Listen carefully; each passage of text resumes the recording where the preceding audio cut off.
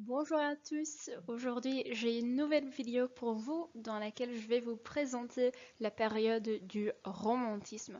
Comme vous voyez, il ne s'agit pas d'un siècle complet, le romantisme se date du 1800 jusqu'à 1850, donc il s'agit d'une période un peu plus courte que les autres périodes dont on a déjà parlé. Comme toujours, on va commencer avec le cadre spatio-temporel dans lequel je vous explique la politique, la religion, la société et la langue de cette période. Ensuite, on va regarder les caractéristiques littéraires d'abord en général et ensuite pour les genres populaires du romantisme.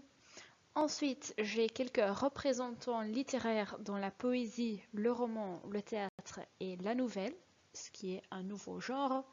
Et je vais aussi essayer de vous préparer aux fragments et il y a deux poèmes aujourd'hui. Commençons comme toujours avec le cadre spatio-temporel. La première partie du cadre spatio-temporel, ce sera la politique. Et comme dans la période des Lumières, comme dans le XVIIIe siècle, il s'agit d'une politique quand même difficile. Si vous vous rappelez, on avait terminé la période des Lumières avec la Révolution française. Après la Révolution, on avait d'abord encore quelques années une monarchie constitutionnelle où donc Louis XVI devait écouter ses ministres. Et après ça, on avait la Première République et la France avait un président. Le 19e siècle sera un peu comme les Lumières, c'est-à-dire c'est une période avec une politique instable en France. On va voir qu'en Europe, il y a aussi beaucoup de problèmes, beaucoup de changements, mais donc d'abord en France, la politique est très très instable. Vous allez remarquer, j'ai ici toute une liste avec les différents régimes qu'on a en France. Et comme vous voyez, il y a beaucoup de différences, il y a beaucoup de régimes différents à ce moment-là.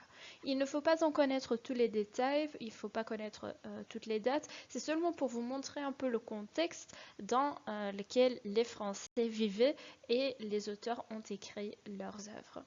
Alors, après la Première République, on a tout d'abord Napoléon Bonaparte qui va régner en France. Et à ce moment-là, le régime politique est le consulat.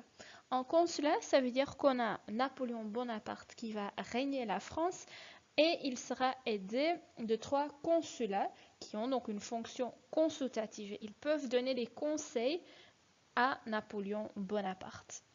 On va remarquer vers la fin que Napoléon gagne de plus en plus de pouvoir, il ne va plus écouter ses consulats et à un certain moment, en 1804, il va devenir empereur et la France devient un empire. Dans cette période, il y a de la guerre sans cesse, il y a donc beaucoup de problèmes en France et Napoléon Bonaparte doit abdiquer, moet aftreden, après l'envahissement de la France par l'Espagne et les Pays-Bas. Donc c'est une guerre très très importante. Napoléon a perdu et il doit donc terminer comme, pas vraiment le roi, mais comme empereur de la France. Après Napoléon Bonaparte, on a de nouveau une période avec la monarchie, mais on va remarquer qu'il y a quand même des différences, qu'il y a différentes sortes de monarchies après Napoléon. Il faut aussi savoir que Napoléon n'est pas encore mort et il va encore causer des problèmes en France. Mais donc d'abord la monarchie. Après Napoléon Bonaparte, on a Louis le XVII qui devient le nouveau roi de la France et il est le frère de Louis XVI. Donc on reste dans la même famille. Pendant cette période de Louis XVII, Napoléon s'enfuit de l'île d'Elbe et il va revenir au pouvoir. Il va de nouveau essayer de régner la France, mais il est vaincu définitivement à Waterloo en 1815. Vous connaissez sans doute la chanson aussi. Mais donc à ce moment-là, on ne parle plus de Napoléon. Après la monarchie de Louis XVII, la prochaine monarchie arrive avec encore une fois un Louis. Donc on va continuer. On a Louis le XVIII qui devient le roi de la France. Et après ça, on a Charles le X. Et ces deux derniers rois, donc Louis le XVIII et Charles le X, sont appelés la Restauration française. Malheureusement, Charles le X, il gagne de plus en plus de pouvoir et on parle de nouveau d'une monarchie absolue où donc le roi n'écoute plus les ministres et fait ce qu'il veut faire. Ça ne peut pas durer. Et heureusement, on a un petit changement après Charles le X quand Louis-Philippe d'Orléans vient au pouvoir. C'est de nouveau un roi, c'est de nouveau une monarchie, mais on l'appelle la monarchie de Juillet. Et qu'est-ce qui est différent, qu'est-ce qui est important à savoir? C'est une monarchie avec un roi, mais un roi des Français et pas un roi de la France. Alors quelle est la différence? Tous les Louis et Charles X étaient des rois de France. Ils sont devenus le roi par le droit divin. Mais Louis-Philippe d'Orléans est un roi des Français. Il a été élu par les Français pour devenir le roi de la France. C'est aussi une période importante pour la colonisation française, donc où la France gagne aussi beaucoup de richesses. Donc c'est une période un peu mieux pour la France. Jusqu'ici, vous avez plus ou moins la période dont on a besoin pour le romantisme.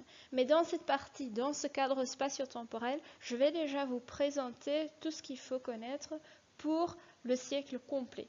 Vous allez remarquer, il y a beaucoup de choses qui sont importantes pour tout le siècle, donc je vais déjà les présenter ici.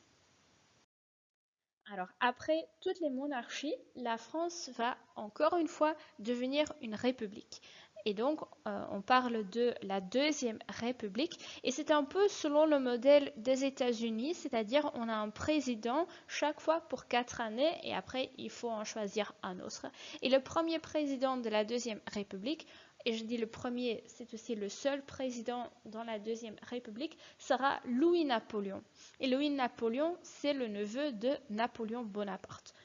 Vers la fin de sa période, normalement, on devait choisir un autre président, mais Louis-Napoléon veut rester au pouvoir et il devient empereur, un peu comme Napoléon Bonaparte. Il a choisi le nom Napoléon III.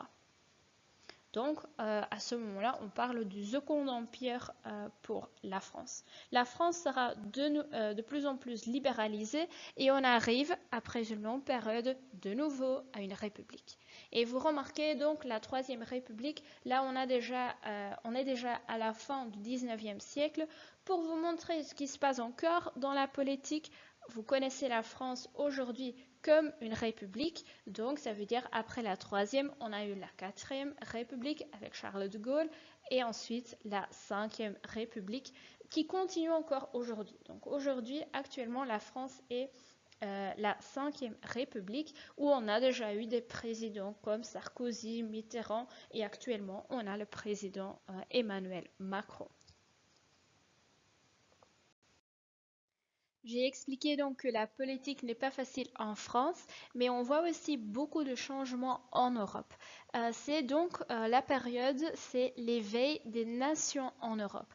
Ça veut dire on a un peu cette idée que chaque peuple a aussi besoin de son propre pays, ou c'est-à-dire chaque langue est liée à un peuple qui a besoin d'un pays.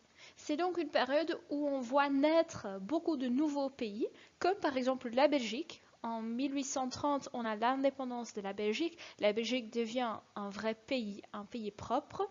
Et ensuite, un peu plus tard, en 1871, on a un autre exemple. Et là, on a l'unification de l'Allemagne et de l'Italie. Donc les deux pays qui viennent ensemble pour en devenir un autre pays. On voit donc pour la politique qu'il y a beaucoup de changements en France, mais aussi en d'autres pays. La religion, là, c'est une autre histoire. On vient donc d'une période des Lumières où on avait encore les guerres de religion, mais où on avait en même temps déjà des problèmes dans l'Église. On avait vu que le pouvoir avait diminué beaucoup à cause de la Révolution française, mais aussi à cause de l'esprit critique des philosophes. Et ça continue encore pendant le 19e siècle. C'est le siècle de la raison, et la raison sera plus importante de la foi et de l'Église. Donc, c'est-à-dire le pouvoir va continuer à diminuer Et ça se montre par exemple dans l'enseignement. L'enseignement devient laïque. Ça veut dire que l'Église ne pouvait plus se mêler dans l'enseignement. Avant, on avait l'Église qui allait déterminer les sujets donnés à l'école et maintenant, c'est le gouvernement qui va l'organiser et l'Église ne peut plus aider ou ne peut plus avoir une influence dans l'enseignement. On voit aussi dans la société qu'il y a quelques changements. On vient donc d'une période où la raison était hyper importante, où on avait l'idéal du philosophe. Et ça continue encore un peu dans la société du 19e siècle, mais on voit aussi en même temps, et c'est surtout dans la littérature, qu'il y a aussi d'autres réactions. Donc tout d'abord, on a donc la raison qui est encore importante. On a par exemple Auguste Comte, qui est philosophe et scientifique, qui a cette idée du positivisme. C'est-à-dire, il et encore beaucoup d'autres personnes dans la société ont une confiance énorme dans le progrès scientifique. Le 19e siècle est une période où on a beaucoup de changements dans les sciences et dans la société, où on découvre beaucoup de nouvelles principes et on en a confiance. On croit que c'est le futur et qu'il faut continuer à progresser grâce aux sciences. En même temps, on a aussi l'empirisme qui continue. On avait déjà les débuts pendant les Lumières. Auguste Comte a encore précisé l'empirisme, et c'est-à-dire que toute connaissance doit être basée sur l'expérience. Ce qui montre encore une fois l'importance des sciences. Il faut donc utiliser les sciences pour avoir des expériences, pour en trouver des connaissances. On ne peut pas être sûr si on ne l'a pas essayé ou si l'on n'a pas vu ça soi-même. Tous ces changements dans les sciences vont aussi avoir une influence pour l'économie. Et le 19e siècle est alors la période de la révolution industrielle. On va essayer d'adapter tout ce qu'on a appris des sciences dans l'industrie. Et ça veut dire qu'on va maintenant utiliser des machines pour la production de certains articles et que l'argent et l'économie deviennent de plus en plus importants dans la société. Il y a beaucoup d'effets positifs, c'est-à-dire c'est une période pleine de nouvelles inventions. On a par exemple le locomotive à vapeur qui sera très très important pour la commerce. C'est grâce au locomotive à vapeur qu'on peut construire de nouveaux chemins de fer et comme ça on peut avoir de la commerce avec d'autres villes et d'autres pays, ce qui est bien sûr important pour l'économie. Mais en même temps, on voit aussi un autre côté, c'est-à-dire toutes ces machines qu'on a inventées pour produire tous ces articles ne peuvent pas fonctionner sans avoir aussi des personnes qui travaillent dans les fabriques et dans les usines. Mais on va voir que les conditions de travail ne sont pas vraiment faciles, c'est-à-dire le prolétariat, donc le peuple, vit encore dans la misère. Ils doivent travailler dans des conditions inhumaines, ils ne sont pas bien payés, ils ne sont pas vraiment soignés. Et c'est aussi logiquement qu'on va commencer à s'organiser en syndicat. On va essayer de trouver quelqu'un qui veut défendre les droits du prolétariat pour le travail et ça va encore causer des problèmes, mais vers la fin, on a quand même gagné quelques droits pour le prolétariat. Vous voyez ici deux images. À gauche, on a un exemple d'une usine en France, mais à l'autre côté, à droite, on voit que les conditions de travail ne sont pas très agréables pour y travailler. La dernière partie de notre cadre spatio-temporel, c'est la langue. Et on va voir pour la langue qu'on va continuer avec la politique linguistique de la période précédente. Pendant le XVIIIe siècle, on avait déjà fait beaucoup d'efforts pour la diffusion de la langue française et pour montrer seulement un français et pas toutes sortes de dialectes et de patois. Et ça va continuer pendant le XIXe siècle. Pendant le XIXe siècle, on va surtout se concentrer sur l'enseignement. Et on a par exemple le ministre Jules Ferry qui a créé quelques lois pour l'enseignement primaire en français. Il faut savoir, pendant la période des Lumières, l'enseignement primaire n'était pas encore obligatoire, ce qui veut dire qu'il y avait beaucoup d'enfants qui ne parlent pas bien le français. et plus tard des adultes aussi. Donc Jules Ferry a dit, bon, il faut que l'enseignement primaire soit obligatoire, mais en même temps gratuit. Si les enfants ou si les parents doivent payer pour l'école, ils ne vont pas envoyer leurs enfants. Mais si c'est gratuit, alors comme ça, c'est plus facile pour gagner des enfants pour l'enseignement primaire. Et comme l'enseignement primaire est en français, tout le monde va apprendre cette langue là-bas. Alors, deuxième partie de la vidéo, les caractéristiques littéraires. Et l'idée générale dans la littérature, c'est qu'on a une réaction contre la dictature de la raison. J'ai présenté déjà la société et on avait vu dans la société que la raison est très importante. On a les sciences, on a l'industrie et on va remarquer que la littérature sera une réaction contre la raison de la société. Une réaction contre tout ce qu'on avait dans la période précédente. Donc pendant les Lumières, on avait une préférence pour la raison, pour la philosophie, et on avait peu de fiction. On avait par exemple les œuvres philosophiques et les œuvres encyclopédiques. Pendant le 19e siècle, il y a de grands changements. On a une réaction contre la raison des Lumières, contre la raison du 19e siècle aussi, et on veut s'échapper. On veut s'échapper de la raison, mais on veut aussi s'échapper de la société parce qu'on vit dans une société pleine de problèmes. Et on veut s'échapper via la littérature. Ce sera par exemple une littérature où on va parler de la nature. On va aller dans la nature pour échapper à l'industrie. Où on va parler des rêves et de l'imagination pour échapper à la société. Et comme ça, il y aura donc une littérature très différente de la littérature des Lumières.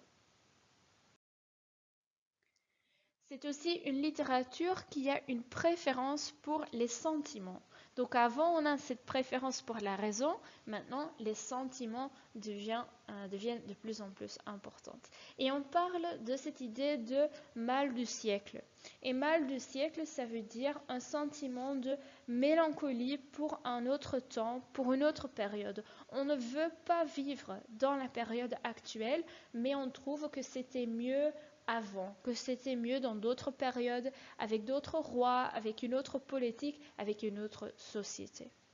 Et ce sentiment de mélancolie est encore renforcé par l'imagination. On commence à penser à d'autres temps et donc l'imagination, le rêve sera très important pour trouver une solution, pour trouver une autre société. Et leur sensibilité sera aussi au présent, c'est logique, quand on a donc tous ces sentiments, on va commencer à parler des émotions. Avec tous ces sentiments, il est aussi logique que la poésie devient plus importante. On vient d'une période où il y avait très peu de fiction, où on avait surtout la philosophie et les encyclopédies, et alors maintenant on a une diversité de genres littéraires. On a tout d'abord la poésie, où les auteurs peuvent montrer leur souffrance personnelle. Ils vont parler de leurs propres émotions, mais on va aussi montrer tout cela dans le théâtre, dans le roman et dans le nouveau genre de la nouvelle qui sera une sorte de roman, mais beaucoup plus court. Ensuite, j'ai encore quelques représentants littéraires, donc les auteurs et les œuvres les plus connus. Je vais vous présenter quelques représentants pour des genres différents, mais certains auteurs vont revenir parce que tout simplement, il y avait des auteurs à ce moment-là qui ont écrit pas seulement de la poésie, mais aussi des romans ou des pièces de théâtre. La première chose que j'aimerais vous montrer, c'est la poésie. Donc, comme j'ai déjà dit, la poésie sera le genre préféré par les romantistes. Et on a tout d'abord Alphonse de Lamartine. Et de Lamartine n'était pas seulement poète, il était aussi actif dans la politique. Et Alphonse de Lamartine peut être nommé le père du romantisme. Il était un des premiers pour montrer toutes les nouveautés du romantisme. et il est l'écrivain de les Méditations poétiques. C'est un recueil de 24 poèmes et ces poèmes étaient surtout intéressants à voir, il était surtout novateur à cause du lyrisme personnel.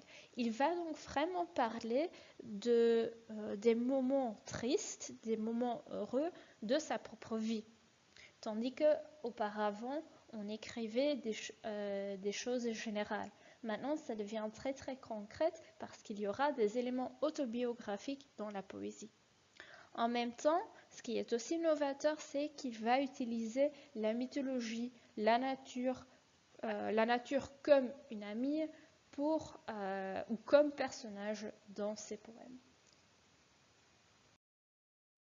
Un autre artiste très connu de cette période et dont on a déjà parlé pendant notre voyage virtuel à Paris, c'est Victor Hugo.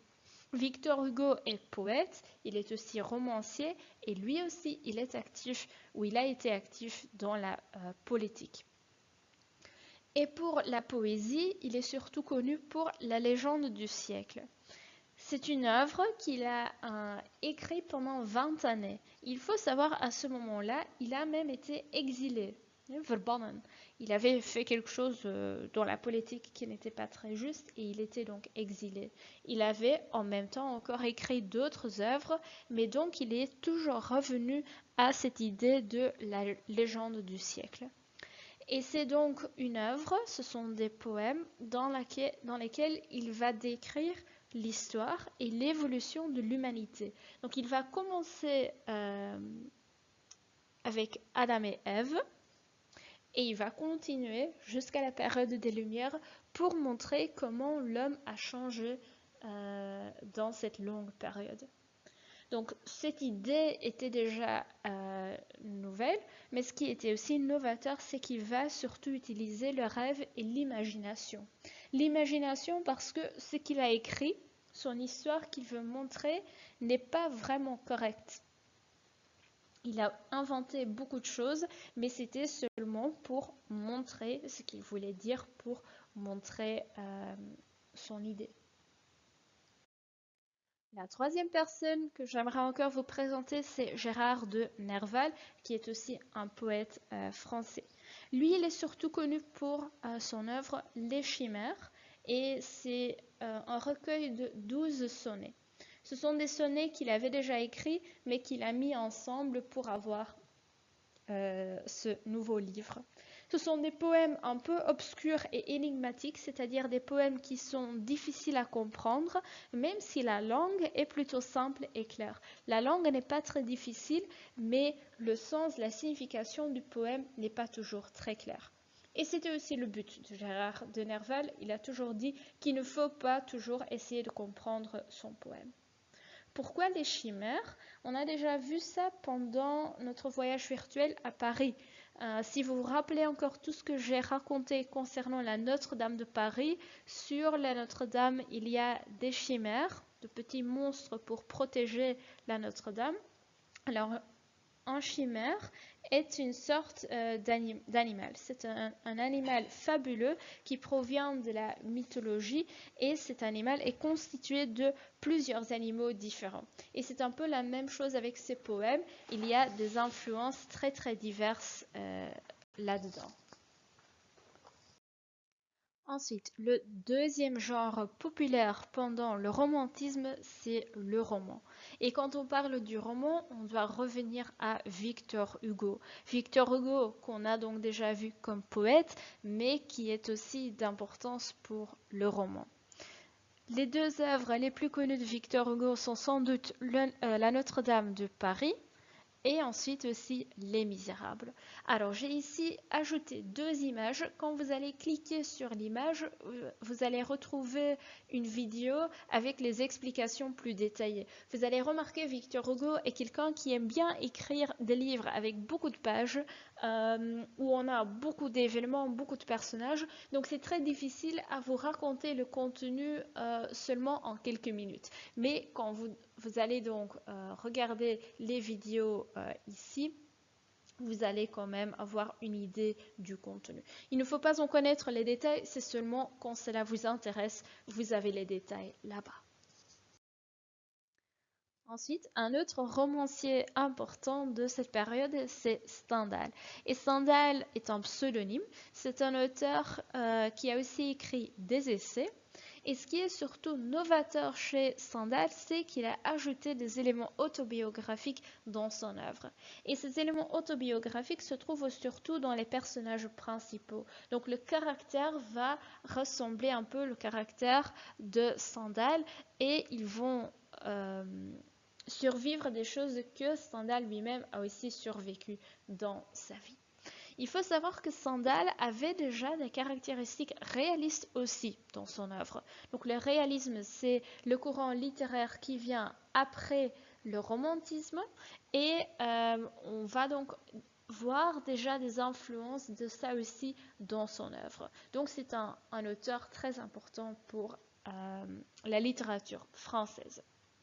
Stendhal est surtout connu pour le roman Le Rouge et le Noir, qui est une histoire d'amour. Dans cette histoire, on va suivre Julien, et Julien a une affaire avec une femme mariée, c'est-à-dire une affaire avec la femme du bourgmestre, et cette femme s'appelle Madame Rênal. Il sait que la relation est impossible, donc il va partir au séminaire pour étudier là-bas. Et sa vie continue, il a une nouvelle relation, mais il ne peut malheureusement pas marier cette femme. C'est-à-dire cette femme a reçu une mauvaise lettre de Madame Rênal, donc c'était la femme mariée avec qui il a eu une affaire, et donc elle va bloquer ce mariage. Julien n'est pas content et il décide de tuer Madame Rênal. Logiquement, quand on va tuer quelqu'un, on est mis aux prisons. Et c'est là, aux prisons, que Julien commence à réfléchir de ce qu'il a fait. Et il réalise lui-même qu'il a fait ça parce qu'il aime encore Madame Rênal. Malheureusement, c'est beaucoup trop tard parce que le jour après, la guillotine attend pour Julien. On voit donc que c'est une histoire d'amour, mais ce n'est pas vraiment une bonne histoire. C'est-à-dire, à la fin, il y a la mort, et c'est très souvent le cas dans les romans pendant la période du romantisme. Stendhal va aussi montrer la société française dans son œuvre, et il va analyser aussi la psychologie de ses personnages. Le genre suivant sera le théâtre et pour cela on a de nouveau besoin de Victor Hugo. Donc Victor Hugo c'était un écrivain avec beaucoup de talent mais il est surtout connu pour la pièce de théâtre Hernani. Il faut savoir que c'est une pièce de théâtre assez spéciale parce que cette pièce de théâtre a même causé une vraie bataille quand on l'a montrée en France. Donc de quoi s'agit-il? C'est de nouveau une histoire d'amour et on a une femme qui joue un rôle important, c'est-à-dire Doña Sol. Donc vous remarquez déjà avec les noms, maintenant on se trouve en Espagne et il y a 3 hommes qui aiment Doña Sol. C'est-à-dire on a 2 nobles, on a Don Carlos qui est en fait le roi, on a Don Ruy Gómez et on a encore un bandit qui aime aussi Doña Sol et c'est Hernani. Doña Sol doit se marier avec son oncle plus vieux, donc qui s'appelle Don Ruy Gómez, mais elle a une relation secrète avec Hernani et elle veut s'échapper avec lui. Donc elle veut partir ensemble avec son amant. Et on a donc encore Don Carlos qui est aussi amoureux de Doña Sol. Ça va causer beaucoup de problèmes, il y aura des duels, il y aura des batailles et malheureusement tout le monde va mourir à la fin. Bon, le contenu n'est pas vraiment ce qui m'intéresse ici, mais c'est surtout la bataille qui est intéressante. Pourquoi est-ce qu'il y a eu une bataille? Vous voyez là l'image. Victor Hugo était très novateur. C'est-à-dire, il a écrit des choses qu'on n'avait pas encore écrites auparavant. Et certainement, dans le théâtre, on avait encore beaucoup d'influence du classicisme. Donc vous savez, on avait avant le romantisme, on avait les Lumières. Avant ça, on a déjà parlé du classicisme. Et pendant cette période, on a fait beaucoup pour le théâtre et on avait établi des règles très strictes. Et ce sont les règles qui sont maintenant importantes parce que Victor Hugo ne va pas respecter les règles classiques du théâtre. Il ne va pas respecter par exemple la règle des 3 unités, c'est-à-dire il ne s'agit pas d'un lieu unique. L'intrigue prend plus de 24 heures, la bienséance n'est pas du tout respectée. On a par exemple le roi de l'Espagne qui se trouve dans une armoire, ce qui n'est pas logique pour un roi. Donc il y a tous ces éléments qui ne sont pas respectés. Et dans la littérature, il y a des personnes qui ont aimé ce que Victor Hugo a fait, mais il y a aussi beaucoup d'auteurs qui étaient en cœur classique et qui n'ont pas apprécié cette pièce de théâtre. Et tout cela a donc créé une bataille. Dernier genre que j'aimerais vous présenter, c'est la nouvelle. Et pour cela, on a besoin de Gérard de Nerval. C'était un des premiers à introduire ce nouveau genre. Bon, nouveau, c'est-à-dire la nouvelle existait déjà pendant le Moyen-Âge, mais pendant le 19e siècle et pendant le romantisme, ce genre gagne du terrain et va être utilisé pour montrer d'autres idées. C'est quoi exactement? Alors, une nouvelle est un récit assez court, c'est un peu comme un roman, mais beaucoup plus court. Et comme c'est une histoire courte, il n'y a pas beaucoup de personnages. Et très souvent, la fin de l'histoire est inattendue. C'est-à-dire, on peut avoir une fin ouverte ou une chute, comme les nouvelles à chute qu'on a déjà lues en classe pendant le premier semestre. Gérard de Nerval a écrit Les filles du feu et ce sont 8 nouvelles qu'il a mis ensemble dans un livre. Et il a écrit ces 8 nouvelles quand il était à l'hôpital. Il faut savoir que Gérard de Nerval est devenu fou à la fin de sa vie et avec ces 8 nouvelles, il voulait montrer à sa famille, à ses amis, qu'il était encore en bon état. Ce qui n'était pas vraiment le cas pour dire. Voilà, avec toutes ces informations, vous avez encore besoin d'une chose, c'est-à-dire une préparation concrète au fragment. J'ai prévu 2 poèmes pour vous, mais on a besoin d'un peu de contexte pour en comprendre le contenu. Je vais l'organiser un peu différemment que dans les autres vidéos, c'est-à-dire je ne vais pas vous présenter le contenu, c'est un poème, donc c'est à vous de découvrir le contenu de la poésie, d'abord de Victor Hugo et ensuite encore de Gérard de Nerval. Mais je vais quand même vous donner quelques moyens que vous pouvez utiliser pour comprendre le contenu. Alors, vous allez commencer avec un fragment des Contemplations de Victor Hugo. Et pour cela, il faut savoir que Victor Hugo a intégré beaucoup d'éléments autobiographiques. Et dans le fragment que vous allez lire, vous allez retrouver une référence à la mort de Léopoldine. Léopoldine était un enfant de Victor Hugo et malheureusement, elle est noyée. Et Victor Hugo était bien sûr très triste et il a intégré cela dans sa poésie. J'ai aussi un peu de vocabulaire utile pour vous. Parfois, le vocabulaire est trop spécifique. Vous pouvez pauser la vidéo ici pour regarder le vocabulaire. Et j'ai aussi ajouté quelques images. Ça peut vous aider à comprendre le poème. Je vais aussi lire le poème ensemble avec vous. Demain, dès l'aube, à l'heure où blanchit la campagne, je partirai. Vois-tu, je sais que tu m'attends. J'irai par la forêt, j'irai par la montagne, je ne puis demeurer loin de toi plus longtemps. Le deuxième poème que vous allez lire, c'est le poème Fantaisie écrit par Gérard de Nerval. De nouveau, quelques informations. Ce qui est important, c'est ce qu'il faut savoir qu'il est devenu fou à la fin de sa vie et ça se voit parfois aussi dans la poésie. De nouveau, un peu de vocabulaire que vous pouvez utiliser. Et j'ai aussi quelques images. Vous allez remarquer que Gérard de Nerval va parler d'un château et qu'il va aussi parler d'une femme dans ce poème. Et je crois que les images peuvent vous aider à comprendre le message de Gérard de Nerval. Voilà, on est arrivé à la fin de la vidéo. Ici, vous avez encore une liste de ce qu'il faut faire. Comme toujours, vous allez essayer de compléter le cadre spatio-temporel et ensuite, vous allez faire les questions à côté de chaque poème.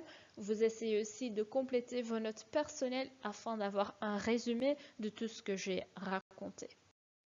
Et si vous avez encore des questions, n'hésitez pas à me contacter.